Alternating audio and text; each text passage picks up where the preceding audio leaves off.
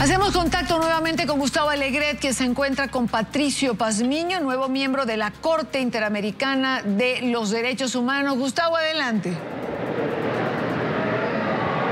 Hola, Idania, buenas tardes. Efectivamente, podríamos decir que el protagonista de esta tarde, la comisión renovó sus candidatos y la Corte también, y Patricio Pazmiño, que fue seguramente el candidato con más críticas en los medios, pues ha sido contra pronóstico probablemente el más votado. Señor Pazmiño, presidente de la Corte Constitucional en Ecuador, hoy aquí en NTN 24, gracias por haber estado, por estar disponible tras esta elección. Felicitaciones por su nombramiento. ¿Cómo valora ser el más votado y el más criticado? Bueno, muy buenas noches y muchas gracias por la entrevista. Probablemente son 8 años de gestión que llevo en la presidencia de la Corte Constitucional del Ecuador. Indudablemente he dictado alrededor de 3.000 sentencias y es evidente que en las sentencias hay personas que se sienten a favor, se sienten a gusto y otras que rechazan nuestras decisiones. Por lo tanto, yo estoy plenamente acostumbrado a recibir las críticas y las objeciones de las decisiones, especialmente cuando estas son fundamentadas. Esta decisión que toma hoy la Asamblea General de los 23 estados son 22 votos para el Estado ecuatoriano. Yo he sido candidato por el Estado ecuatoriano y así ha sido reconocido por los representantes de los estados en la tarde de hoy. ¿Críticas fundamentadas? Sí, porque generalmente las críticas pueden ser insustanciales o formales o no son críticas objetivas. Yo acepto todas ellas y en democracia tenemos que estar los funcionarios públicos predispuestos a escucharlas. Le pregunta a Idania Chirinos desde el estudio de NTN 24. Idania, cuando quieras. Señor Pazmiño, muy buena tarde. Gracias por estar con nosotros. Yo, la verdad que le preguntaría, por ejemplo, ¿cómo compaginar el que el presidente Correa durante 3 años no haya asistido ni sus representantes a la Comisión Interamericana, ninguna de las audiencias, y de repente se haya postulado su nombre precisamente para la Corte Interamericana? Durante muchísimos años el presidente Correa ha venido criticando al sistema interamericano de derechos humanos con críticas duras, hasta llegar a proponer un sistema alterno. ¿Cómo de repente entonces compaginar esto con que usted pues haya llegado a la Corte Interamericana? Es decir, se van a abrir a la comisión, de repente el sistema interamericano sí va a funcionar, va a cambiar, ahora va a ser creíble. Muy buenas tardes, señorita Chirinos. En primer lugar, debo manifestarle a usted y a los televidentes de su prestigioso medio que los aspectos de orden político, como es la confrontación o la crítica que tiene el gobierno del Ecuador hacia la Comisión Interamericana, no me corresponde a mí pronunciarla porque yo no soy ni miembro ni comisionado de la comisión. Yo he sido postulado para la Corte Constitucional, presenté un programa de trabajo que básicamente tiene como objetivo principal fortalecer orgánica, funcional y jurisdiccionalmente la Corte. Tengo una experiencia de más de 25 años en el litigio en los derechos humanos en la región. He litigado en la Comisión, en la Corte, he tenido casos exitosos y conozco las limitaciones del modelo.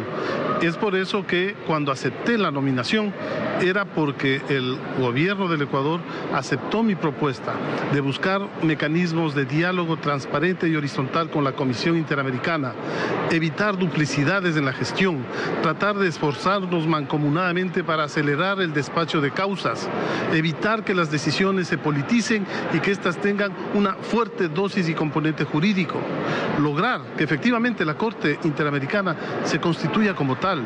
Hoy por hoy las juezas, ya una jueza en la Corte y los jueces, no somos una corte interamericana a plena dedicación.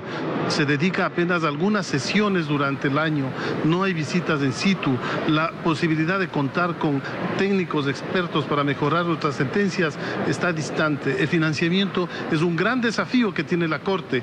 Hemos acabado de conversar con el secretario general y vamos a hacer, desde mi modesta posición como juez de la Corte Interamericana, un factor que siempre propugnará el diálogo, la conversación, para encontrar mecanismos que efectivamente le den continuidad, sostenibilidad financiera y eleve su capacidad de gestión a la Corte. Ahora, señor Pazmiño, usted ha señalado que usted va a buscar con su trabajo no politizar las decisiones.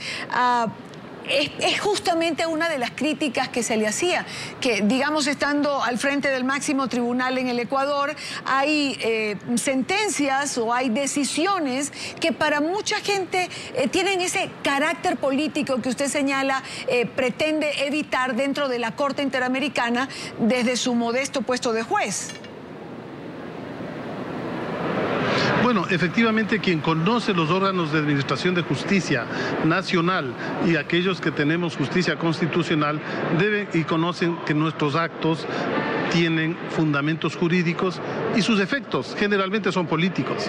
La diferencia con los órganos, al menos en el Ecuador, la diferencia que había con el Tribunal Constitucional anterior, que sus fallos eran políticos, con muy poco de argumentación jurídica.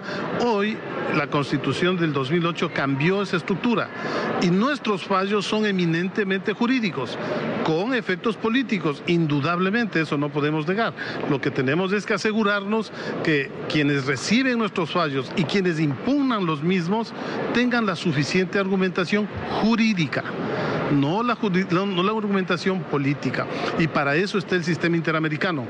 La Corte Interamericana de Derechos Humanos es el órgano jurisdiccional para conocer los fallos jurídicos de los gobiernos, de las administraciones de justicia locales.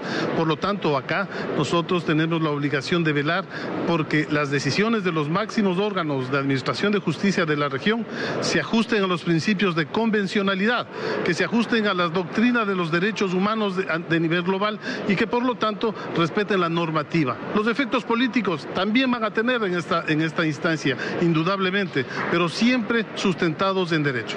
No podemos terminar sin una referencia a la que algunos medios de comunicación en su país denominan la ley Mordaza, que usted avaló con una de las sentencias a las que se ha referido desde la Corte Constitucional del Ecuador.